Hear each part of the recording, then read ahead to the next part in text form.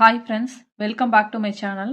இன்றைக்கான வீடியோ வந்து பார்க்க போகிறோம் அப்படின்னா, ஹெல்த் இன்சூரன்ஸை வந்து எப்படி சூஸ் பண்ணணும் அப்படிங்கிற வீடியோ தான் வந்து பார்க்க போகிறோம்.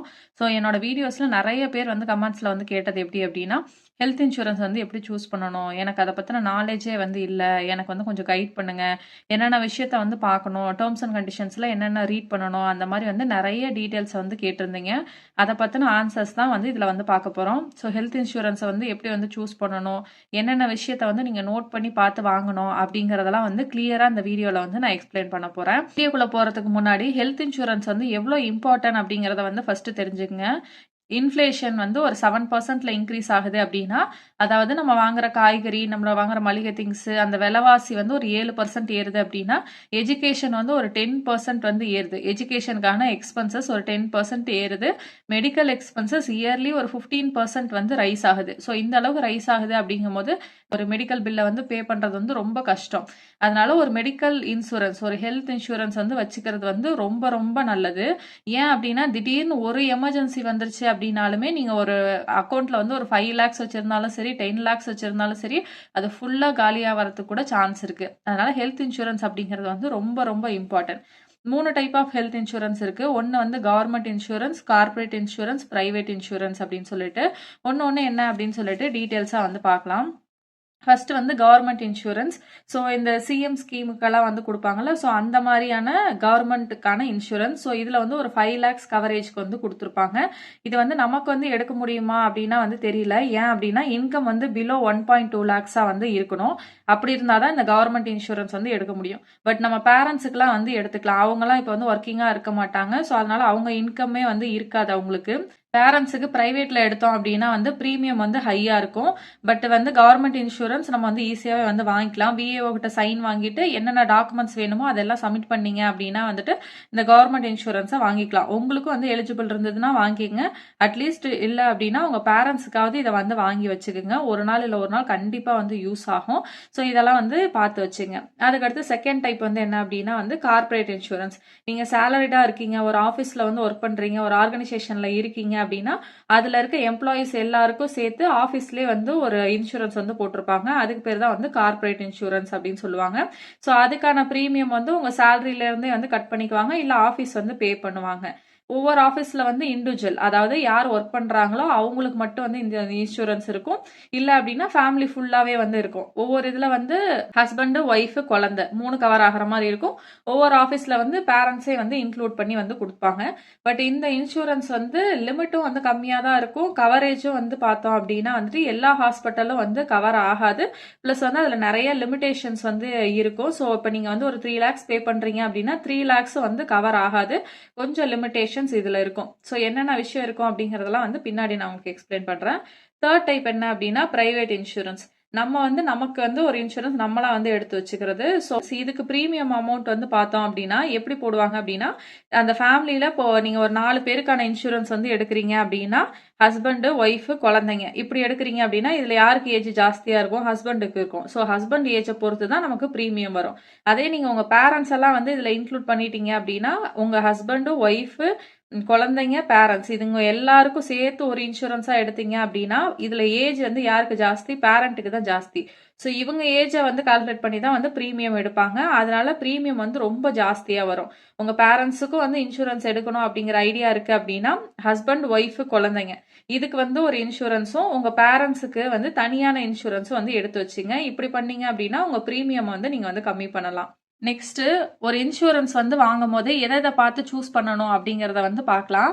இன்சூரன்ஸ் வந்து நீங்க வந்து இண்டிவிஜுவலா எடுக்க போறீங்களா இல்ல ஃப்ளோட்டர் பாலிசி எடுக்க போறீங்களா அப்படின்னு பாருங்க. இண்டிவிஜுவல் அப்படின்னா என்ன? ஒருத்தருக்கு மட்டும், ஒரு உங்க ஹஸ்பண்டுக்கு மட்டும் தனியா, இல்ல ஒய்ஃபுக்கு மட்டும் வந்து தனியா, இல்ல வந்து பேரண்ட்ஸுக்கு மட்டும் தனியா, அந்த மாதிரி வந்து தனியா எடுக்கிறதுக்கு பேரு ஒருத்தர். இண்டிவிஜுவல் அப்படின்னா ஒருத்தருக்காக வந்து எடுக்கிறது. அதுக்கு பேரு தான் வந்து இண்டிவிஜுவல் பாலிசி. ஃப்ளோட்டர் பாலிசி அப்படின்னா ஒரு பாலிசி எடுத்துட்டோம் அப்படின்னா அதுல வந்து ஹஸ்பண்ட், ஒய்ஃப், குழந்தைங்க, பேரண்ட்ஸ் எல்லாரும் கவர் ஆகிற மாதிரி வந்து எடுத்துக்கிறது. அதுக்கு பேரு தான் வந்து ஃப்ளோட்டர். இதில் நீங்க உங்க பேரண்ட்ஸ் ஆட் பண்ணலாம், ஆட் பண்ணாம இருக்கலாம். அது வந்து அப் டு யூ, உங்களோடது. ஃபார் எக்ஸாம்பிள் இதுக்கு என்ன அப்படின்னா, ஒரு 10 lakhs வந்து பாலிசி எடுக்கிறீங்க அப்படின்னா, ஒரு இண்டிவிஜுவல் பாலிசி எடுத்துட்டீங்க அப்படின்னா அது உங்களுக்கு மட்டும்தான் வந்து கவர் ஆகும். அதே ஃப்ளோட்டர் பாலிசியா எடுத்துட்டீங்க அப்படின்னா அதுல யார் யாரெல்லாம் நீங்க ஆட் பண்றீங்களோ, ஹஸ்பண்ட், ஒய்ஃப், குழந்தைங்க, பேரண்ட்ஸ் யார் யாரெல்லாம் ஆட் பண்றீங்களோ இவங்க எல்லாருக்கும் சேர்த்து 10 lakhs. இண்டிவிஜுவல்னா உங்க ஒருத்தருக்கே 10 lakhs. அதுதான் இது ரெண்டுக்கான டிஃபரன்ஸ். ஸோ சூஸ் பண்ணும்போது இண்டிவிஜுவலா ஃப்ளோட்டரா அதெல்லாம் வந்து பார்த்து சூஸ் பண்ணிக்கோங்க. உங்க பேரண்ட்ஸை வந்து ஆட் பண்றீங்க அப்படின்னா ப்ரீமியம் ஜாஸ்தியா வரும், அதையும் வந்து நோட் பண்ணிக்கோங்க. நெக்ஸ்ட் வந்து ரூம் லிமிட். ரூம் லிமிட் வந்து எப்படி இருக்க மாதிரி பார்த்து வாங்கணும் அப்படின்னா, நோ ரூம் லிமிட்டா இருக்கணும். இல்லை அப்படின்னா ரூம் லிமிட் வந்து ஒரு ரெண்ட் வந்து ஒரு நாளைக்கு வந்து 10,000 அந்த மாதிரி வந்து ஹையா இருக்கணும். நீங்க வந்து ஒரு 5,000 வந்து கவர் ஆகிறத வந்து எடுத்துட்டீங்க.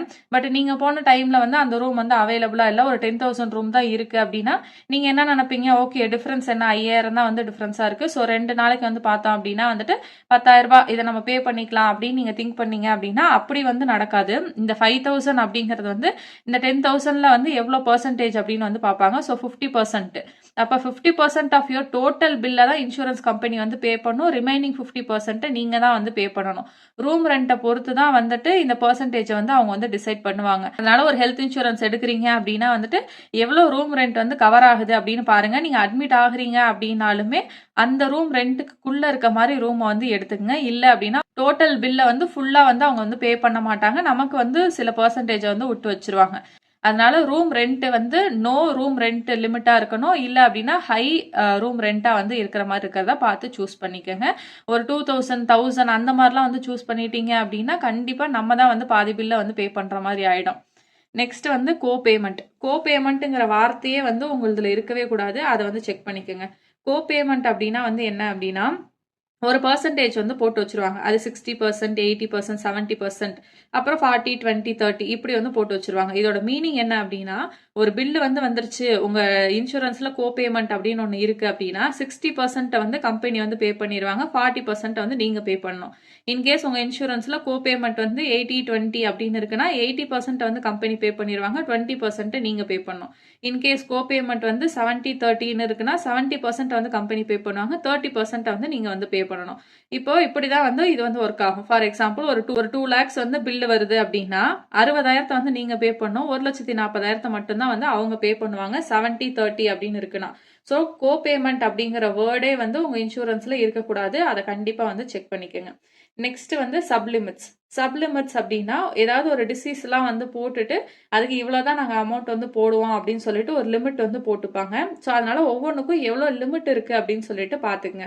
ஃபார் எக்ஸாம்பிள் இப்போ ப்ரெக்னன்சிலாம் வந்து உங்களுக்கு இன்க்ளூட் ஆயிருக்கு அப்படின்னா ப்ரெக்னன்சிக்கு ஒரு 50,000 தான் அவங்க லிமிட்டா போட்டிருக்காங்க. நீங்க வந்து ஒரு 1 lakh வந்து ஸ்பெண்ட் பண்ணிட்டீங்க அப்படின்னா அவங்க வந்து எவ்வளோ கவர் பண்ணுவாங்கன்னா இந்த 1 lakh வந்து கவர் பண்ண மாட்டாங்க, இந்த 50,000 மட்டும் கவர் பண்ணிடுவாங்க, ரிமைனிங் 50,000 நீங்க வந்து பே பண்ணணும். அதே மாதிரி ஏதாவது ஒரு சர்ஜரிக்கு வந்து லிமிட் போட்டு 1.5 lakhs அப்படின்னு போட்டிருக்காங்க. நீங்க வந்து ஒரு 2 lakhs நீங்க ஸ்பெண்ட் பண்ணிட்டீங்க அப்படின்னா அவங்க போட்டிருக்க அந்த 1.5 lakhs மட்டும்தான் அவங்க வந்து கவர் பண்ணுவாங்க, ரிமைனிங்கை நீங்க தான் வந்து பே பண்ணணும். அதனால எல்லாத்துக்கும் என்னென்ன சப்லிமிட்ஸ் வந்து போட்டிருக்காங்க அப்படிங்கறத பாருங்க. சப்லிமிட்ஸ் இல்லாம எடுக்கிறதுனால நீங்க வந்து எடுத்துக்கலாம், பட் அப்படி எடுத்தா கொஞ்சம் ப்ரீமியம் வந்து ஜாஸ்தியா இருக்கும், எல்லாத்துக்குமே சப்லிமிட்ஸ் இல்லாம எடுக்கிறீங்க அப்படின்னா. ஸோ இந்த பாயிண்ட் எல்லாம் வந்து பாத்துங்க. 5th பாயிண்ட் என்ன அப்படின்னா வந்துட்டு வெயிட்டிங் பீரியட். வெயிட்டிங் பீரியட் அப்படின்னா ஒரு சில விஷயத்துக்கு வந்து இவ்வளோ நாளைக்கு அப்புறம் வந்து அது நடந்தாதான் நாங்கள் வந்து அமௌண்ட் கொடுப்போம், அதுக்கு முன்னாடி நடந்துச்சு அப்படின்னா வந்து கொடுக்க மாட்டோம் அப்படின்னு சொல்லுவாங்க. ஃபார் எக்ஸாம்பிள் இப்போ நீங்கள் வந்து ப்ரெக்னன்சி எல்லாமே வந்து கவர் ஆகிறது மாதிரி கொடுத்துருக்கீங்க அப்படின்னா ப்ரெக்னன்சிக்கு வந்து வெயிட்டிங் பீரியட் வந்து இப்போ 2 years அப்படின்னு சொல்லி கொடுத்துருக்காங்க அப்படின்னா 2 yearsக்கு முன்னாடி உங்களுக்கு குழந்தை பிறந்துருச்சு அப்படின்னா அதை வந்து அவங்க வந்து கவர் பண்ண மாட்டாங்க. அந்த 2 years தாண்டினதுக்கு அப்புறம் அந்த குழந்தை பிறந்தாதான் அந்த ப்ரெக்னன்சியோட எக்ஸ்பென்சஸ் எல்லாம் கவர் ஆகும், இல்லைன்னா வந்து கவர் ஆகாது.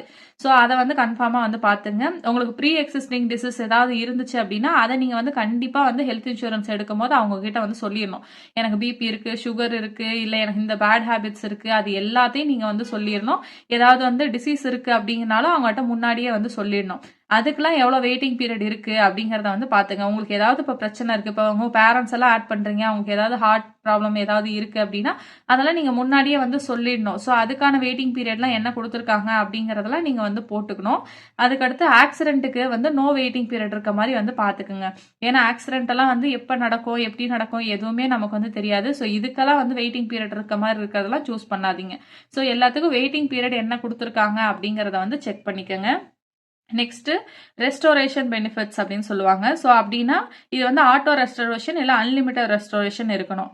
இதோட மீனிங் என்ன அப்படின்னா, இப்போ வந்து நீங்க ஒரு 10 லேக்ஸ் வந்து கவர் எடுத்திருக்கீங்க அப்படின்னா, இப்போ நீங்க வந்து இத வந்து யூஸ் பண்ணிட்டீங்க. உங்களுக்கு ஒரு 5 லேக்ஸ் உங்க இதுல எக்ஸ்ட்ரா உங்க ஸ்பவுஸுக்கு வந்து ஒரு 5 லேக்ஸ் அப்படி வந்து நீங்க ஸ்பெண்ட் பண்ணிட்டீங்க.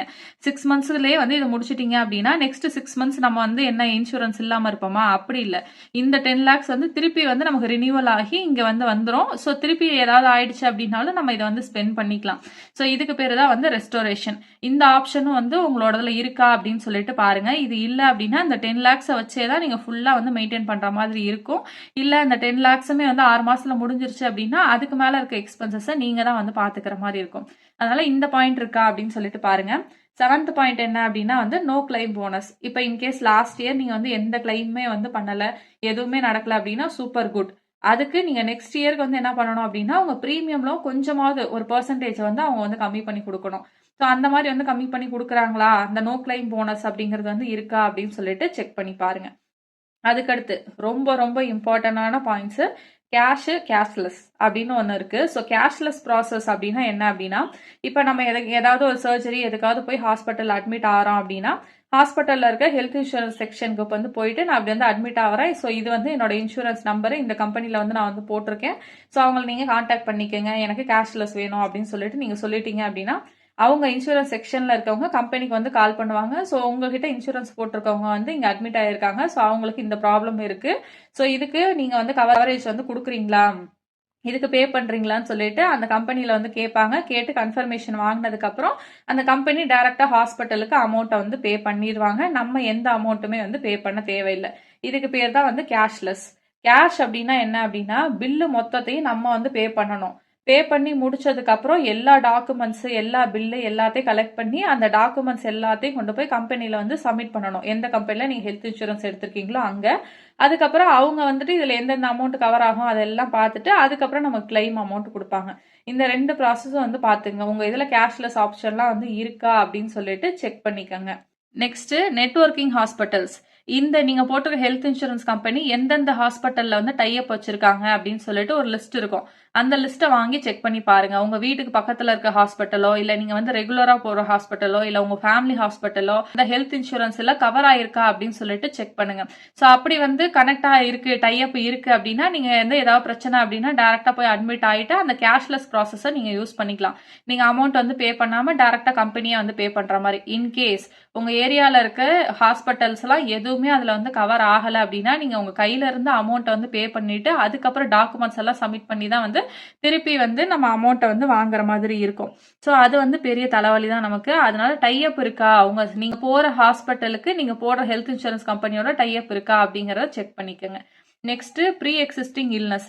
என்னென்ன உங்களுக்கு வந்து டிசீஸ் இருக்கோ எல்லாத்தையும் நீங்க வந்து டிஸ்க்ளோஸ் பண்ணணும் அவங்க கிட்ட. எனக்கு இதெல்லாம் இருக்கு, இந்த பிரச்சனை எல்லாம் இருக்கு, பிபி இருக்கு, சுகர் இருக்கு, தைராய்டு இருக்கு, எல்லாத்தையும் நீங்க வந்து சொல்லிடணும். இதுக்கு முன்னாடி ஏதாவது சர்ஜரி வந்து பண்ணிருக்கீங்களா, உங்களுக்கு ஏதாவது மெடிக்கல் கண்டிஷன்ஸ் இருக்கா, அது எல்லாத்தையும் நீங்க வந்து சொல்லணும். ஏதாவது அலர்ஜி எல்லாமே நீங்க வந்து மென்ஷன் பண்ணி கொடுக்கணும். உங்களுக்கு பேட் ஹேபிட்ஸ் ஏதாவது இருக்கு அப்படின்னா அதையுமே நீங்க வந்து மென்ஷன் பண்ணி இதுல வந்து சொல்லிடணும். நீங்க இன்கேஸ் மறைச்சிட்டீங்க அப்படின்னா அதனால ஏதாவது பின்னாடி வந்து ஒரு பிரச்சனை வருது அப்படின்னா அது வந்து முன்னாடியே தெரியும்ல இவங்களுக்கு இந்த இஷ்யூ வந்து ஒரு 5 இயர்ஸா இருக்கு, 3 இயர்ஸா இருக்கு அப்படிங்கிறது. ஸோ நீங்க டிஸ்க்ளோஸ் பண்ணாம விட்டுட்டீங்க அப்படின்னா அதனாலேயே உங்க கிளைம் வந்து ரிஜெக்ட் ஆகிறதுக்கான பாசிபிலிட்டி எல்லாம் இருக்கு. அதனால உங்களுக்கு ப்ரீ எக்ஸிஸ்டிங் என்னென்னலாம் இருக்கு எல்லாத்தையும் நீங்க வந்து டிஸ்க்ளோஸ் பண்ணணும். நெக்ஸ்ட் வந்து டே கேர் பெனிஃபிட் அப்படின்னு சொல்லிட்டு ஒரு ஆப்ஷன் இருக்கும். ஸோ அது வந்து என்ன கொடுக்கணும் அப்படின்னா வந்து ஏதாவது ஒரு சர்ஜரி அது மாதிரி பண்றோம் அப்படின்னா 2 days 3 days 5 days அந்த மாதிரிலாம் வந்து ரெஸ்ட் இருப்போம் ஹாஸ்பிட்டல்ல. பட் ஏதாவது ட்ரீட்மெண்ட் வந்து 24 hours 1 டேலேயே வந்து முடிச்சுட்டு நம்ம ரிட்டர்ன் வர மாதிரிலாம் வந்து இருக்கும். அந்த மாதிரி ட்ரீட்மெண்ட்டுமே வந்து உங்களுக்கு வந்து கவர் ஆகணும். ஸோ அதுக்கு பேர் தான் வந்து டே கேர் பெனிஃபிட்ஸ் அப்படின்னு சொல்லுவாங்க. ஃபார் எக்ஸாம்பிள் இப்போ ஐ சர்ஜரிலாம் இருக்கு அப்படின்னா அதுக்கு பெரிய ரெஸ்ட் எல்லாம் இல்லை. மார்னிங் போறீங்க அப்படின்னா ஆஃப்டர்நூன் பண்ணிட்டு உங்களுக்கு ஈவினிங் ஆர் நைட்டே வந்து டிஸ்சார்ஜ் பண்ணி நம்மள வீட்டுக்கு வந்து அனுப்பிடுவாங்க. ஸோ 24 hours வந்து அதுல கவரே ஆகாது. அப்ப நம்ம அந்த ஐ சர்ஜரியும் இதுல வந்து கவர் ஆகணும் அப்படின்னா இந்த டே கேர் பெனிஃபிட் எல்லாம் அதுல இருக்கா அப்படின்னு சொல்லிட்டு செக் பண்ணிக்கோங்க. நெக்ஸ்ட் பாயிண்ட் என்ன அப்படின்னா வந்து மாஸ்டர் ஹெல்த் செக்அப். இது வந்து கொடுப்பாங்க ஒரு இயருக்கு வந்து இவ்வளோ ஒரு 5,000 10,000 அந்த மாதிரி வந்து கொடுப்பாங்க. அதை யூஸ் பண்ணி நம்ம வந்து மாஸ்டர் ஹெல்த் செக்அப் வந்து பண்ணிக்கலாம். ஸோ அதுக்கும் வந்து எவ்வளோ அமௌண்ட் வந்து குடுத்துருக்காங்க அப்படிங்கிறத நீங்க வந்து செக் பண்ணிக்கணும். நெக்ஸ்ட் வந்து pre and post hospitalisation charges. So இப்போ வந்து நம்ம ஒரு சர்ஜரி வந்து பிளான் பண்றோம் அப்படின்னா, உடனே இன்னைக்கு போறோமா, செக் பண்றோமா, அன்னைக்கு நைட்டு வந்து ஆப்ரேஷன் பண்றோமா, இருக்கமா, வெளியில வந்துடுறோமா, அப்படி வந்து இருக்காது. ஸோ இது பண்றோம் அப்படின்னா, ஒரு 1 வீக் ஆர் 10 டேஸ்க்கு முன்னாடியே நம்ம ஸ்கேனு எல்லாமே வந்து எடுத்திருப்போம். அதுக்கப்புறம் சர்ஜரி பண்ணதுக்கு அப்புறம் வந்து ஒரு 1 மந்த் வந்து நம்ம வந்து வீக்லி வந்து வந்து பார்க்க சொல்லுவாங்க. இல்ல 10 டேஸ் வந்து செக்கப் வந்து வர சொல்லுவாங்க. ஸோ இந்த மாதிரிலாம் வந்து நடக்கும். ஸோ நம்ம சர்ஜரிக்கு முன்னாடி வந்து செலவு பண்றதெல்லாம் வந்து ப்ரீ ஹாஸ்பிட்டலைசேஷன் சார்ஜஸ். நம்ம வந்து சர்ஜரிக்கு அப்புறம் வந்து செலவு பண்றது போஸ்ட் ஹாஸ்பிட்டலைசேஷன் சார்ஜஸ். ஸோ இதெல்லாமும் வந்து அதுல கவர் ஆகுதா அப்படிங்கறத வந்து செக் பண்ணிக்கோங்க. எவ்வளோ டேஸ்க்கு வந்து கவர் ஆகும் அப்படிங்கறத வந்து போட்டிருப்பாங்க. அதையும் வந்து பாத்துக்கோங்க. Next ambulance and air service எல்லாம் வந்து இருக்கா அப்படின்னு வந்து பாத்துக்கோங்க. ஸோ இன்கேஸ் ஏதாவது எமர்ஜென்சி அப்படின்னா வந்து நம்ம ஆம்புலன்ஸ் யூஸ் பண்றோம் அப்படின்னா அதோட சார்ஜஸுமே வந்து கவர் ஆகணும். இன்கேஸ் ஒவ்வொருத்தவங்க வந்து ஏதாவது ஒரு ஸ்டேட்ல இருந்து இன்னொரு ஸ்டேட்டுக்கோ இல்ல வேற எங்கேயாவது வந்து எமர்ஜென்சிக்கா வந்து ஏர் சர்வீஸ்லாம் வந்து யூஸ் பண்றாங்க, ஃபிளைட் எல்லாம் வந்து யூஸ் பண்ணி போறாங்க அப்படின்னா அதுக்கான சார்ஜஸும் வந்து கவர் ஆகுதா அப்படின்னு சொல்லி செக் பண்ணிக்கோங்க. இன்கேஸ் நீங்க இங்கிலீஷ் மெடிசன்லாம் வந்து யூஸ் பண்ணல, சித்தா, ஆயுர்வேதா, ஆயுஷ் அந்த மாதிரி ட்ரீட்மெண்ட் தான் வந்து பாக்குறீங்க அப்படின்னா அதுக்கான லிமிட்ஸ் எல்லாம் வந்து என்ன, இதெல்லாம் வந்து இருக்கா அப்படின்னு சொல்லி செக் பண்ணிக்கோங்க. இதை தவிர வந்து நிறைய ஆட் ஆன்ஸ் எல்லாம் வந்து கொடுத்துருப்பாங்க. இப்ப கேன்சர் வந்து கவர் ஆகிறதுக்குலாம் தனியா ஆட் ஆன்ஸ், மெட்டர்னிட்டிக்கு வந்து தனியா ஆட் ஆன்ஸ், அது மாதிரி வந்து நிறைய விஷயம் வந்து ஆட் ஆன்ஸா இருக்கும். இந்த ஆட் ஆன்ஸும் வந்து என்னென்ன அப்படிங்கறத வந்து பாத்துங்க. இந்த 15 பாயிண்ட்டுமே நீங்க ஒரு ஹெல்த் இன்சூரன்ஸ் வந்து எடுக்க போறீங்க அப்படின்னா கண்டிப்பா வந்து செக் பண்ணிக்கணும். டாக்குமெண்ட்ஸ் வந்து கொடுப்பாங்க, ஒரு பெரிய டாக்குமெண்டா தான் வந்து கொடுப்பாங்க. ஸோ அதை பார்த்து நீங்க வந்து மலைக்க கூடாது. ஸோ எல்லா டீட்டெயில்ஸையும் தரவா வந்து ஒரு 1 வீக் வந்து டைம் எடுத்து ஃபுல்லா ரீட் பண்ணி பார்த்துட்டு அதுக்கப்புறம் வந்து சைன் பண்ணுங்க. இன்சூரன்ஸ் டிஸ்ட்ரிபியூட்டர் வந்து டக்குன்னு கொடுக்குறாங்க அப்படிங்கறதுனால சைன் பண்ணிடாதீங்க. எல்லாத்தையும் ரீட் பண்ணி பார்த்துட்டு உங்களுக்கு எல்லா பாயிண்ட்ஸ் வந்து ஓகேயா இருக்கு அப்படின்னா மட்டும் அந்த ஹெல்த் இன்சூரன்ஸ் வந்து எடுங்க. இல்ல ஹெல்த் இன்சூரன்ஸ் ஒவ்வொருத்தவங்க வந்து லோ பிரீமியம் இருக்கும். ஸோ 5000 தான் வந்து எனக்கு வருஷத்துக்கே அப்படின்னு சொல்லிட்டுலாம் எடுப்பாங்க. அதெல்லாம் நிறைய விஷயத்துக்கு வந்து கவரேஜ் வந்து இருக்காது. அதெல்லாம் வந்து கண்டிப்பா வந்து பாத்துக்குங்க. இப்போ ஒரு 10 லேக்ஸ் வந்து நீங்க இன்சூரன்ஸ் எடுக்கிறீங்க அப்படின்னா வந்துட்டு எவ்வளோ அமௌண்ட் வந்து அப்ராக்சிமேட்டா வரும் அப்படிங்கறத இந்த டேபிள்ல வந்து கொடுத்துருக்கேன். ஸோ இதை நீங்க வந்து லைட்டா பாஸ் பண்ணிட்டு பாத்துக்கோங்க. ஸோ ஏஜ் வந்து இன்க்ரீஸ் ஆக இங்க வந்து எப்படி இன்க்ரீஸ் ஆகுது அப்படிங்கறத வந்து பாருங்க. ஸோ ஃபர்ஸ்ட் வந்து ஏஜ், இது வந்து இண்டிவிஜுவல், ஒருத்தருக்கு மட்டும் நீங்க எடுக்கிறீங்க அப்படின்னா எவ்வளவு அமௌண்ட் வந்து வரும். 2A + 1C அப்படின்னா ஹஸ்பண்ட் ஒய்ஃப் ஒரு குழந்தை, 2A + 2Cனா 2 அடல்ட்ஸ் பிளஸ் வந்து 2 சில்ட்ரன் அப்படிங்கறதா இது கணக்கு. ஹஸ்பண்ட் ஒய்ஃப் 2 குழந்தைங்க அப்படி இருக்காங்க அப்படின்னா வந்து இந்த பிரீமியம் வந்து வரும் அப்படிங்கறத இந்த டேபிள்ல வந்து கொடுத்துருக்கேன். இப்ப இதுல வந்து ஏஜ் வந்து யாருக்கு ஜாஸ்தியா இருக்கு, ஹஸ்பண்டுக்கு ஜாஸ்தியா இருக்கு அப்படின்னா அவங்களோட ஏஜ் வந்து இப்போ ஒரு 41 அப்படின்னா நீங்க வந்து இந்த ரேஞ்ச்ல வந்து வருவீங்க. இன்கேஸ் ஒரு குழந்தைனா உங்களுக்கு 26,000 இருந்து 38,000 வரைக்கும் இருக்கும். இல்ல 2 குழந்தையோட போடுறீங்க அப்படின்னா உங்களுக்கு 30,000 இருந்து 45,000 வரைக்கும் வந்து இருக்கும். இன்கேஸ் உங்க ஏஜ் வந்து ஒரு 35 தான் இருக்கு அப்படின்னா உங்களுக்கு வந்து இந்த காலம் வந்து வரும். ஸோ இது வந்து அப்ராக்சிமேட்டா இருக்கிற ஒரு காஸ்ட். ஸோ இதை நீங்க வந்து பார்த்து வச்சுங்க. இந்த அளவுக்காவது உங்க காஸ்ட் வந்து இருக்கு அப்படின்னா தான் ஓரளவுக்கு அதுல வந்து கவரேஜ் வந்து இருக்கும்.